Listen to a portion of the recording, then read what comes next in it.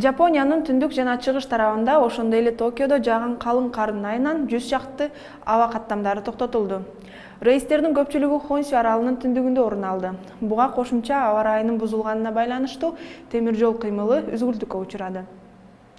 Саламатсыздарбы? 11 каналы Борбор Азия өлкөлөрү боюнча аба ырайы тууралуу берүүсүн баштайт. Аны мен Гүлүм Эркинбек кызы тааныштырам. Эми эртеңки күнгө карата аба ырайына токтолсок. Даниэла аттуу циклон Европа өлкөлөрүнө жана Орусияга өз күчүн көрсөтүп, Борбор Азия өлкөлөрүнө да таасирин берип, азыр таркап кетти.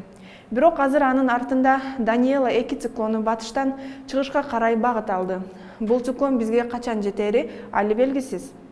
Биз аркылуу өткөн жаан-чачындуу циклон азыр Кытайдан орун алып, Ак Суу жана Үрүмчү шаарларына карды төгүп жатат. Бул жерлерде эртең да так ушундай кар жаайт.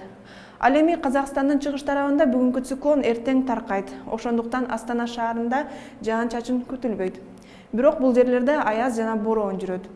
Алматы шаарында да ушундай аба ырайы күтүлөт. Бирок Астанага салыштырмалуу абанын температурасы кичине жогору болот. Өзбекстанда болсо дагы эле аба ырайы башка өлкөлөргө салыштырмалуу жылуу болуп, жаан-чачын күтүлбөйт. Фергана өрөөнүндө абанын температурасы +10 градуска чейин жылуу болсо, Ташкент шаарында жана Нукус өрөөнүндө +12 градуска чейин жогорулайт. Түркмөнстандын Дашогуз өрөөнүндө да так ушундай. Бирок Ашхабад шаарында кыш мезгили үчүн таң калыштуу. Эртең да +20 градус жылуу болот. Тажикстанда дагы орто ченемден жогору жылуу аба ырайы күтүлөт. Хорок өрөөнүндө орто ченемден төмөн болгону менен Душанбе жана Ходжент шаарларында термометр жогорку көрсөткүчтү көрсөтүп турат. Кыргызстанда жаан-чачын күтүлбөйт, жолдор тайгак болушу күтүлөт.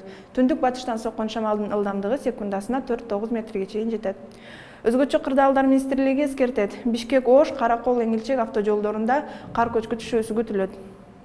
11 каналында аба ырайынан кабардар болуп, сак болуңуздар. Görüşкөнчө.